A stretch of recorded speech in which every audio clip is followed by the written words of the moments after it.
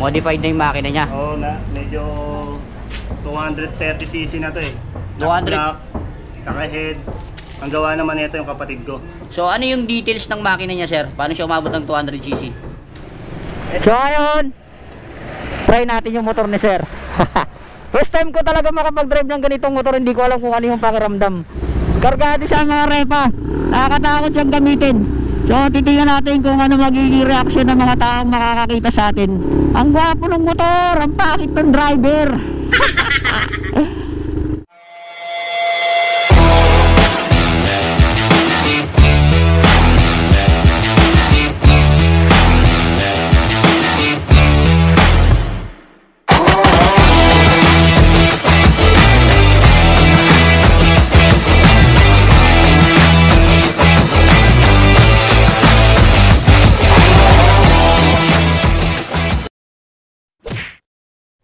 Hey, what's up mga repa, no? Welcome back to my channel. It's me again, no? Alvin Motovlog. And for today's video guys, may makakasama tayo sa kaibigan natin si Sir JR, no? Gusto niya ipakita sa atin yung alaga niya na motor, yung Mio niya. So, eto si Sir, papakita niya sa atin yung alaga niyang Mio. Ayan. Yung nakikita nyo, ayan yung motor ni Sir, no? Sir, tanong ko lang, no? Magkano inaabot yung ganyang kagandang motor? Depende. Depende sa setup. Ito kasing motor ko is 2009 model na Mio. Ang concept niya is VIP concept. VIP concept? Iba ba yung VIP concept sa mga Thai concept tsaka Vans concept? Oo, maraming kategory. Pag sa mga ganyan, may VIP, may JDM, may street bike na naka-stand. Ito sa akin is naka Mio na VIP concept, almost lahat naka-chrome siya, kaya medyo magastos. So sir, pwede mo bang pakita sa atin kung ano yung mga pyesa na kinabit mo dyan sa Mio mo? Anong modelo to ng Mio? Ito ba yung natawag na Mio 1? Ito yung Mio 1 2009 model. Tagal na sa akin siya, 2009 model pa sa akin to. Okay. Ito mga nakasalpak sa akin na na parts, mga rare parts ng niya. Number 1 yung Daytona Mags. Asa yun? Daytona Mags. Ayan, medyo rare yan. Yan, medyo rare tayo. Ayan, nakita nyo Daytona Mags. Medyo rare talaga siya. Almost lahat ng parts ng motor ko is naka-chrome. Daytona Mags. Ano pa yung mga kinabit mo dyan, sir, para maging ganyan siya kaganda? Naka-modified na yung makina na ito. Modified na yung makina niya? Oo na, medyo 230cc na to eh. 200? Naka-head. Ang gawa naman ito yung kapatid ko. So ano yung details ng makina niya, sir? Paano siya umabot ng 200cc? Naka-pin, naka-63 na black, naka-rad, tapos naka-big bulbs, na-ASB, yan. So yun yung features niya sa makina niya, no? Oo. Sa mga accessories niya, sir, ano yung mga ikinabit mo pang ibang accessories dito? Yung buong detalye ng motor mo kung bakit siya naging ganito kaganda? Itong pintura na to is pinapinturahan ko sa kaibigan ko dyan. Ang ginamit nito is pearl white na may glitters. Nakita nyo, pearl white na may glitters. Para kasi ng number 1 sa VIP, kaya kailangan medyo malinis. Pati ang makina nito, engine, yung makina yan kailangan malinis din. Halos lahat kailangan naka-chrome. Pati lahat ng mga bolts, naka-white gold. Almost lahat naka-white gold siya. Nakikita nyo naman, no? Ang ganda talaga ng motor ni sir, no? Pati yung pipe niya, pinamodify ko na rin. So yun nga, nagtataka ko sir kanina, no? Akala ko wala siyang tambucho, wala siyang pipe. So ito pala talaga yung pipe niya, mga repa, no? Nakikita nyo, ito na mismo yung pinakang pipe ng motor ni sir. Pinamodify ko siya. Pinamodified niya. Sa Cavite pa? Oo, Cavite. Yan lang sa tropa na mag-JR. Hinahanap ko kanina yung butas, ayan pala nakatago sa likod. Kaya akala ko wala siyang pipe. Ang mga shock nito ay tinabas ni Jericho yan sa yung grupo namin sa South Culture. So nagtataka ko kasi ngayon lang ako na ganito. Anong size nitong shock na to, sir? 180mm yan.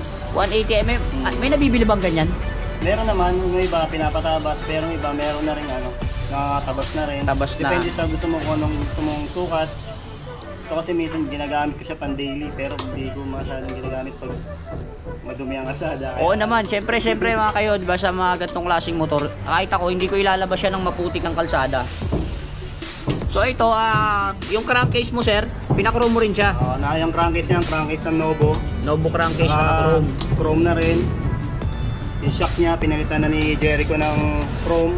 Naka-chrome na rin siya. Ang ano niya, static. Yung Ang shock niya, harap, likod, static siya.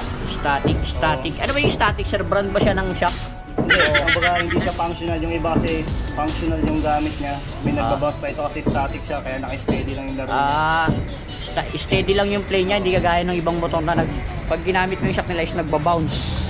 So tingnan naman natin yung loob, papakita sa atin ni sir. Ayan yun. Oh! Lang ganyan. Naka-chrome na rin, pati tangke. Naka-chrome na rin pati tangke niya. Lahat. Pati handlebar. Yan o. Yung kanyang lever, naka-chrome na rin. At ano tawag dito sir? Tachometer yan, boss. Ha? Tachometer. Tachometer? May kita yung takbo dyan. Parang ito yung speedometer na tinatawag. Okay. Tachometer niya mismo. So yung panel niya yan. Kita nyo ang angas ng panel. Ito sir, busina niya na to. Ano lang yan? Okay, parang tinapay. Yan. Kaganda yung motor niya. So ayan, nakikita naman natin yung loob niya, no. So honestly mga repa, wala akong alam pagdating sa mga details sa makina ng motor, sa mga loaded, tsaka sa mga stock. Nang alam ko lang is gumamit ng motor pag nagpapa-maintenance, sinadala ko sa mga shop o kaya sa kasa. So dito mga repa, nakikita nyo, anong tawag dito sir, na gold bolt na to? White gold. White gold. Nakikita nyo naman halos lahat ng parte, lahat ng bolt na makikita mo is naka white gold siya. Yung kanyang gas tank, naka chrome. Alam ko mahal yung ganitong gas tank. Mura na lang. Mura na lang yan ngayon. Tapos yung kanyang ang tawag dito, handlebar, naka chrome din. And then yung kanyang pipe is modified. Ayan. Diba?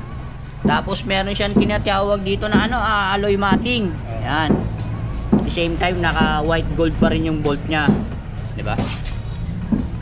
Tingnan niyo naman, sobrang linis ng loob niya. Ito yung mga motor na pag umaambon, umuulan, hindi mo talaga siya ilalabas. Madudumihan. Nakita niyo naman, sobrang linis, 'di ba? Sobrang alaga niya. Ito sir, ano tawag pala dito sir? Ito. Strut bar ang tawag yan, boss. Para sa naman ang purpose niya? Para di ka matagtag. Okay. Kumbaga nakokontra niya yung vibration. Yun. Nakikita nyo, ayan, halos lahat talaga, yung kanyang caliper, maganda. Ano pa rin siya, white gold. Para ang ginawa niya lang concept ng kulay dito tatlo. Kung di ako nagkakamali, tatlong kulay lang. White, chrome, tsaka yung pink lang. Talagang binuha niya yung white, chrome, tsaka yung pink. So nakikita niyo naman, napakaganda, di ba? Yan. Yan. Kita nyo, di ba? Sir, ano ba, matanong ko lang, itong motor na to ba, nilalaban mo siya ng, kasi sa ganyan itsura ng motor, alam ko pinang-motor show na yan Parang competition na rin namin yun. Pinang-competition nyo. So, sa ganyan itsura ng motor mo, gusto kong malaman kung nakailang panalo na siya. Madami Madami na rin, no. So, pwede natin mamaya pakita sa kanila, pasilip yung mga trophy nito, yung mga nakuha niyang award, no, papakita natin sa kanila kahit sa montage lang, mga repa, no. Papakita ko sa inyo yung mga achievement na nakuha ni sir sa motor niya. So, anong pakiramdam sir, halimbawa, yung nakakakuha ng pwesto yung motor mo sa mga motor show? Okay naman, nakakagaan ng loob. Kumbaga, patanggal ng stress lang yan sa shop. Kumbaga sulit yung pagod mo, no. Yung nakikita yung pagod mo. Libangan na ng mga tropa. Yan. Kasi kami, pag nag-motor show kami, suporta lahat ng mga tropa, kaya okay. So kumbaga ito yung kumbaga sa trabaho mong pagiging mekaniko, ito yung stress reliever mo. Yan. Number one is stress reliever. Yun. So ayan, no. Papakita mamaya sa montage ko, papakita ko sa inyo yung ibang details ng motor, yung mga trophy na nakuha niya, mga award na nakuha niya sa mga motor show, no. So, papaalam tayo kay sir kung pwede natin siya i-test drive para makita natin kung ano magiging reaksyon ng mga makakita sa atin pag ganito kaganda yung dala nating motor.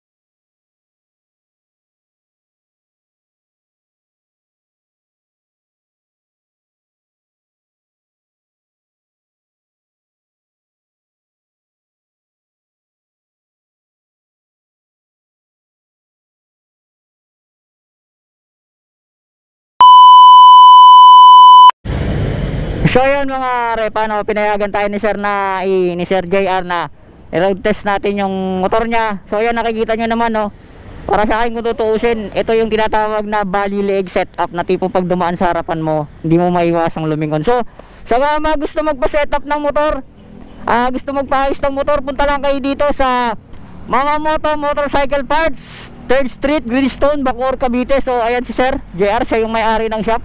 Pag pumunta kayo dito, asikasuhin niya kayo kung ano ang problema ng motor nyo, wiring, makina, mga accessories. Sa nakikita nyo, ayan yung shop ni Sir. Ayan yung shop niya. May mga mag siya dito, mga accessories na kailangan nyo sa motor nyo, mga spare parts available dito. Engine check up, maintenance, gagawin nila dito yan. So ngayon, try natin yung motor ni Sir. First time ko talaga makapag-drive ng ganitong motor, hindi ko alam kung ano yung pakiramdam. So yan, ano kayang pakiramdam ng ganitong motor? Sobrang baba niya mga repa, no? Ayan o, kung nakikita nyo, sobrang baba niya. Yung tipo na parang hindi ko pwedeng isampay yung pako para ako sumakay sa bike ng pambata, yung pang 5 years old na bike ng bata. Ayan, nakikita nyo, di ba? So testing natin sa ngayon. Tigtiga lang yan, ha? Ganda lang, konti lang. Naka-quick throttle siya, no? So pinapaalalahanan tayo ni Sir na konting piga lang kasi kargado to, loaded na sa 200 plus cc niya, kaya naka-quick throttle, so konting piga lang tayo. Yun, oh.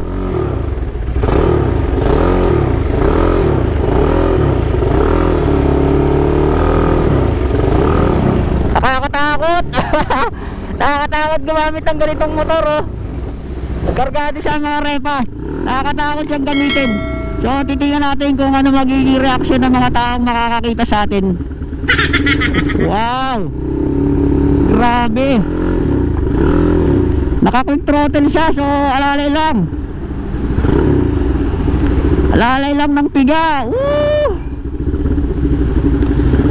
Wow, ang ganda. Sarap niyang ano, nakakatuwa siyang i-drive na nakakatakot kasi dun sa cc niya nga is 200 mahigit. So dadaan tayo sa isang motor shop dito.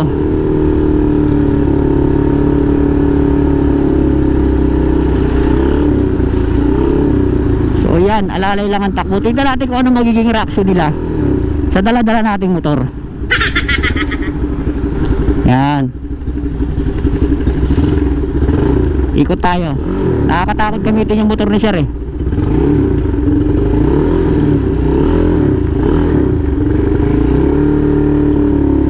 So yan, nakikita nyo mga repa, napapatingin sila sa motor na dala natin. Lumilingon sila. Sabi na siya, okay naman ang motor na to, ang gwapo ng motor, ang pakit ng driver. So tingnan nyo yung reaction ng nakakakita sa motor natin, napupitan sila. Naka-quick throttle siya, so hindi natin siya pwedeng ihataw kasi pang show lang siya. So ang takbo niya is chill lang, takbong pogi ka lang lagi, no? Yan, diba? Takbong pogi ka lang. Ang sarap niya sa pakiramdam, nakakatuwa. Kaya lang nakaka-excite siya na nakakatakot kasi nga dun sa, dahil sa kargado siya, kaya nag-aalangan ako ihataw siya. So nakakaiba yung pakiramdam, nakagamit tayo ng ganitong motor, no? Sobrang baba. Hindi ko napansin yung mga nadaanan natin, napalingon sila. Kasi kung ikaw man nakikita mo ganitong motor, yan, mapapalingon ka talaga. Bali liig setup. So yan lang mga repa, no? Salamat kay Sir sa pagbibigay sa atin ng time na magagamit yung motor niya at may pakita sa atin yung kanyang alagang motor. So kaya nasabi ko, kung may problema ang motor niya, punta lang kayo dito sa Mama Moto Shop, Motorcycle Parts and Accessories. Ayan, address 3rd Street, Greenstone, Bacoor, Cavite. So yun lang mga repa, see you again on my next vlog.